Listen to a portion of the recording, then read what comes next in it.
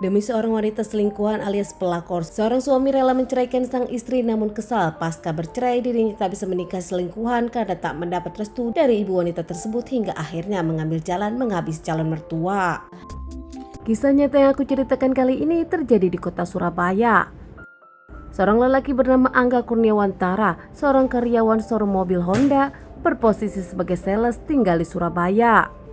Angga sendiri sudah berkeluarga, sudah menikah, punya istri dan 2 orang anak. Nampaknya semua baik-baik saja di awal, masalah rumah tangga dan juga masalah pekerjaan. Namun nampaknya semua berubah di tahun 2013. Saat itu Angga sendiri berkenalan dengan seorang wanita cantik bernama Feve berusia 23 tahun. Feve tinggal di Surabaya bersama sang ibu Murni. Meski tahu kalau sang Angga sudah punya istri, namun nampaknya Feve mau saja didekati Angga. Keduanya makin lengket dan keduanya pun berpacaran. Angga berselingkuh dari sang istri, berpacaran dengan Feve dan Feve pun menerima. Ibu Murni, ibu dari Feve, tahu kalau ternyata Angga sudah punya istri. Saat itu memperingatkan sang anak untuk putus dari Angga dan tak melanjutkan hubungan. Namun karena nampaknya Feve juga menyukai Angga, Feve tak mendengar nasihat sang ibu. Berpacaran dan selalu kemana-mana bersama hingga akhirnya Feve pun hamil anak Angga saat itu. Feve meminta pertanggungjawaban dari Angga dan Angga pun akan meninggahi Feve, namun ternyata Angga belum bercerai dengan sang istri. Bertumbuhnya waktu, kandungan pun makin besar. Angga pun memilih menceraikan istrinya dan akan menikah dengan Feve. Namun ternyata kendala restu dari orang tua Feve yang nampak ragu kepada Angga. Akhirnya Angga dengan Feve pun hanya menikah siri saat itu karena kondisinya Angga sendiri baru bercerai. Angga pun menjanjikan kepada Feve kalau dirinya akan menikahi Feve secara resmi, menunggu restu ibu Murni, ibunda dari Feve. Angga kesal kepada keluarga Feve, padahal dirinya sudah menceraikan istrinya, berniat menikahi Feve secara resmi, namun ternyata kendala restu membuat masalah mereka menjadi ribut. Feve pun tak bisa berbuat apa-apa. Angga bahkan sudah menjelaskan kepada ibu Murni kalau dirinya adalah anak orang kaya, bahkan punya kakak seorang direktur dan punya perusahaan sendiri. Menjelaskan kepada ibu Murni kalau dirinya mencintai Feve, namun tetap restu pun belum keluar dari mulut ibu Feve.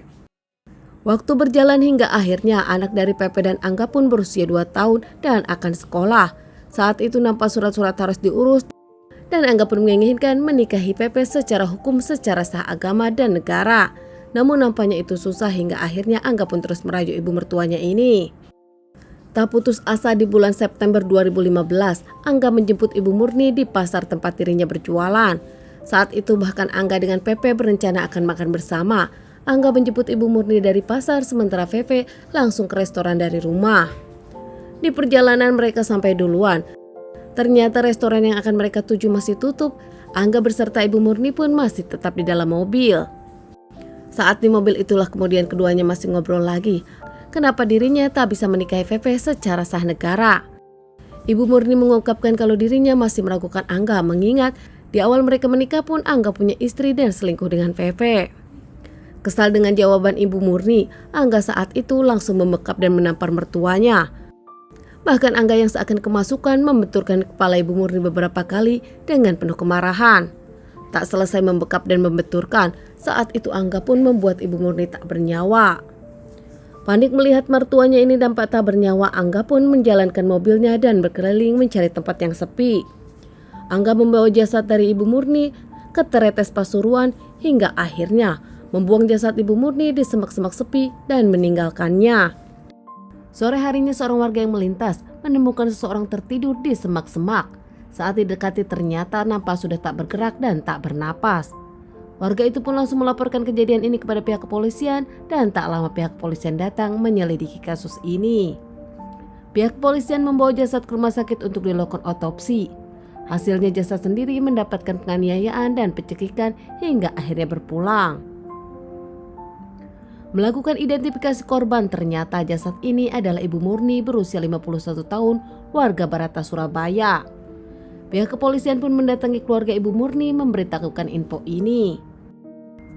Menyelidiki kasus ini, melakukan interogasi, tak lama pihak kepolisian mendapatkan keterangan kalau saat itu ibu Murni akan makan dengan menantu sirinya. Tak hanya itu, orang-orang di pasar pun melihat kalau Bu Murni dijemput menantunya yaitu Angga. Tak lama pihak kepolisian pun mencari CCTV di dekat pasar. Ternyata benar, Angga lah yang menjemput Bu Murni dan tak lama pihak kepolisian mencari Angga. Angga diamankan dan akhirnya mengakui perbuatannya tanpa bisa mengelak lagi karena ada barang bukti baju berlumur cairan merah. Ternyata saat Angga menghabisi Bu Murni, sebelum pergi Angga pun mengambil uang, bahkan harta benda dari Bu Murni, ada handphone dan juga emas. Uang cash dari Bu Murni 5 juta dipakai Angga untuk minum-minum dan clubbing malam itu. Sementara bukan hanya itu, ternyata Angga sendiri membawa mobil Bu Murni, mobil sedan jenis BMW dan digadaikan. Angga diamankan terkait permasalahan ini dan menjalani persidangan.